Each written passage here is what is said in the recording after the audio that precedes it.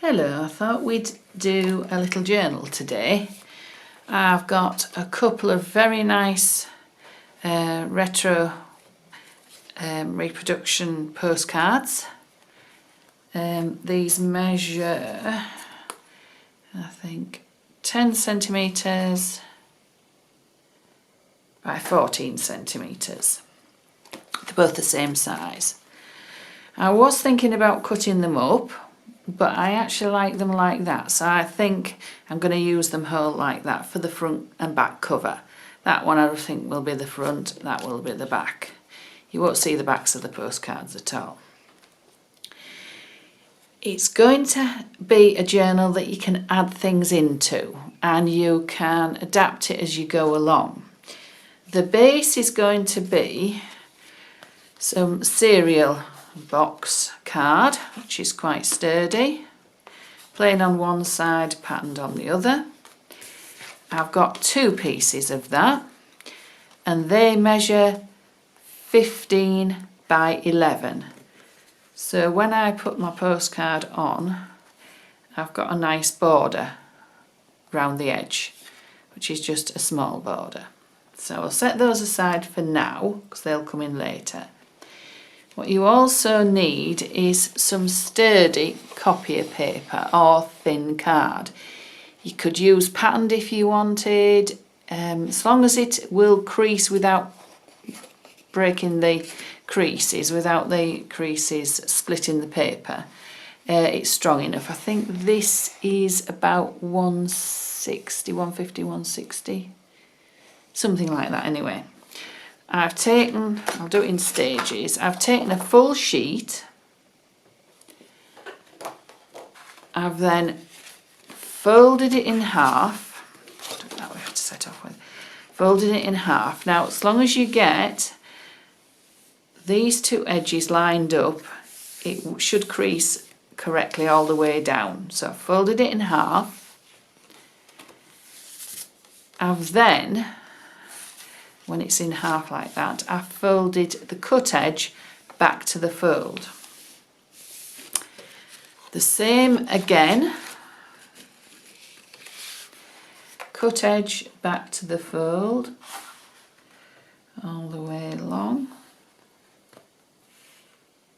making sure our top edge and our other edge is straight.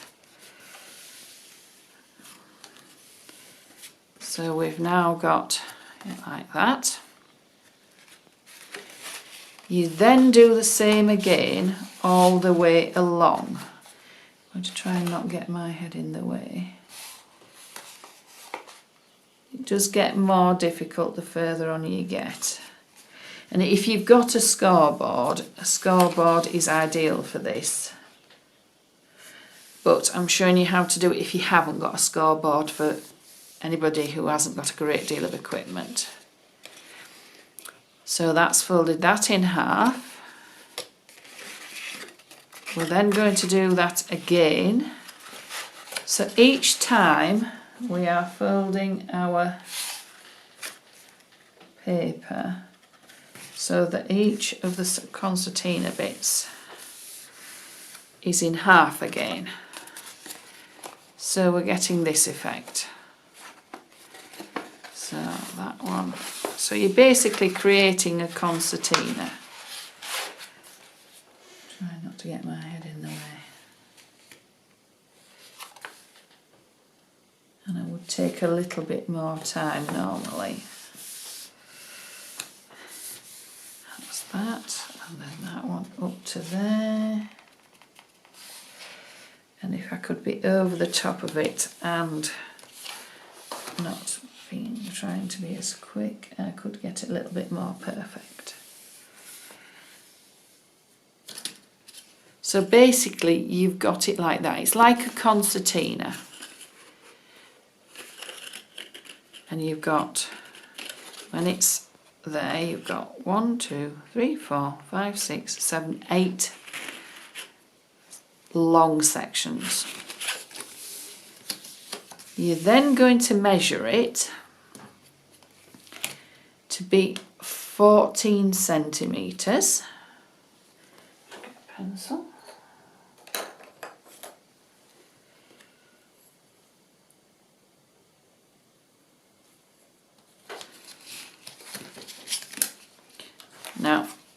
if you want to do, you can open it out, measure 14 centimetres all the way along, draw a line and then cut that.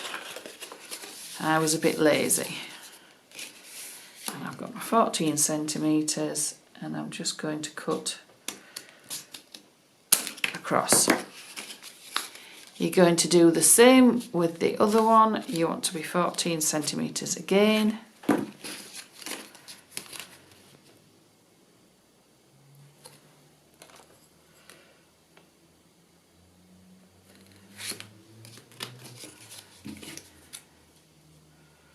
Cut across again. Get rid of that little bit. Which gives you 2 concertinas, 14 centimetres top to bottom. Yeah. I've already prepared some here, so I will eventually have 2 sets. Now, you're going to glue them together. And the thing to remember is that this bit and that bit are going to be where your covers are. The middle bit wants joining together. So you want, when it's on your desk like this, you want the edges, the final edges, together and to the top, which then will make your outside ones to the top, your edges. To make it easier, I just put a little mark there and a little mark there and think, right, I'm going to glue those together. So we've got our 2 concertinas. We've glued the middle bits together. I'll just show you again because my glue bottle bunged up, so I had to stop filming while I unbunged it. So we've got the 2 outside edges of the paper, as it were, these 2 edges, facing upwards, and the concertinas. So like that, and those 2 we have glued together. So those 2 back to back we've glued together. So we've got our concertina like that. It looks fairly flimsy at the moment, but it will be reinforced with other things later. So we'll set that aside. I've got 2 pieces of cereal box, and they've got a pattern side and they've got a plain side. I considered gluing those, the postcard, the front and back cover, actually it's that way around, front and back cover, on those, but it looks a bit boring. So I've actually got some, this is a masterboard that I made and then I photocopied on my printer. And I do quite a few copies of my masterboards because then you've got your own patterned paper to use. So I've covered the patterned pieces, pattern side of the cereal box with the masterboard. I've just glued it on. What I did was put masterboard face down, glue on there, stuck it on and then cut round it, because if you try and line it up and you're a bit off, it's much easier just to come in a bit and cut it off later. So I've covered both of those, so I think we'll go that way down maybe. So that will be my front and back cover. Now I'll decide whether I want to ink them up later. What I will do is stick my postcards on. Again, PVA glue, extra strong, right to the edge and some in the middle. You you can do if you don't think you've got quite up to the edge, is spread it out a little bit with your finger. Just don't do this if you've got an allergy to the glue. Or do it with gloves on. Or used a paintbrush, a glue brush. So, and I'm just going to pop that in the middle. Just going to do it by eye, but you could measure it.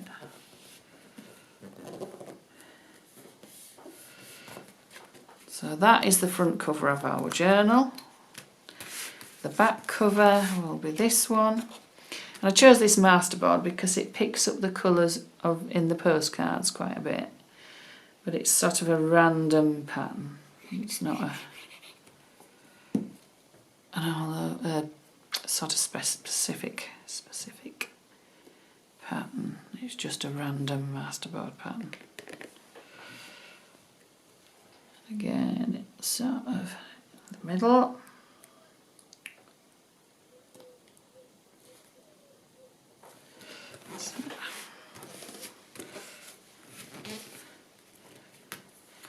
Now what I could do if I wanted was cover the inside. Not sure particularly at this moment whether I'm going to do that. So I've decided that's my front cover, that's my back cover. Keep them in the right order and flip them over. You are then going to glue your concertina to this edge.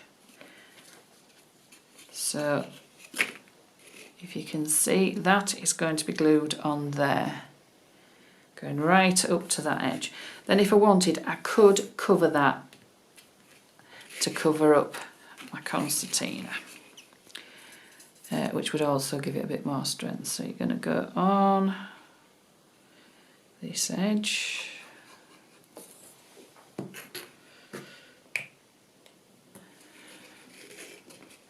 so we've, as I said before, we've got our one that was glued together in the middle upwards, and then you're going to put, and this will be smaller than your front cover. It won't be the same length. Because it gives you room for a bit of adjustment. If your folds and cuts aren't quite equal, it doesn't matter so much. So you can see we've glued that on there, going right up to that edge there. The back cover, keep it this way up and then it's easier for you. You are going to glue on there. Now the most important thing is to get your top and bottom edges and this side lined up. So what I'm going to do is I'm going to put it so it is lined up like that, then just move it away slightly so I've got room to manoeuvre. Again, we've got a bit of glue all the way around.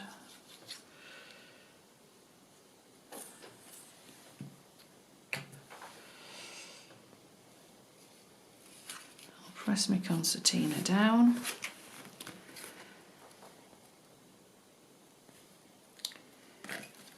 Actually, I'll do it this way. Be easier to show you this way, probably.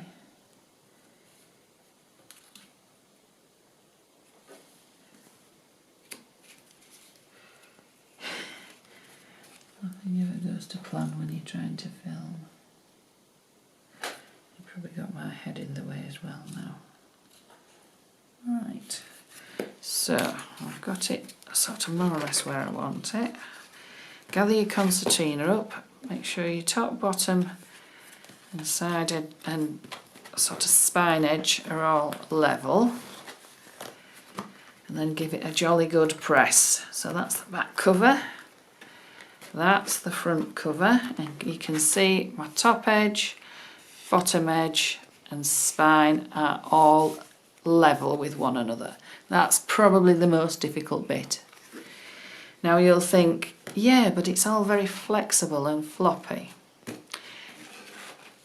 at the moment, I'm going to leave it like that, because what I can do is I can choose how I'm going to use this. So say I had, let's see if I find a piece, a bit bigger piece. Say I had a journal page or something that I'd done on a loose piece of paper.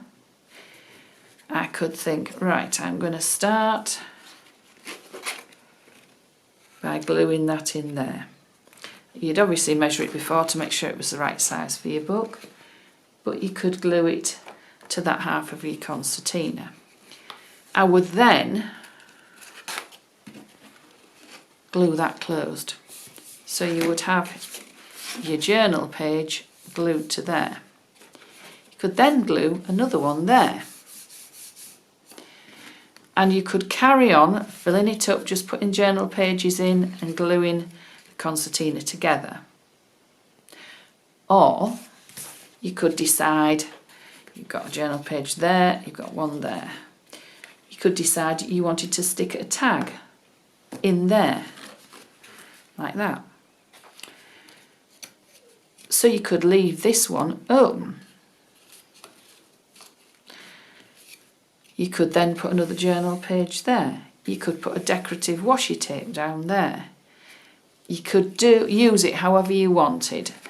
But I would, rather than gluing all the concertinas together like that, it will spring out,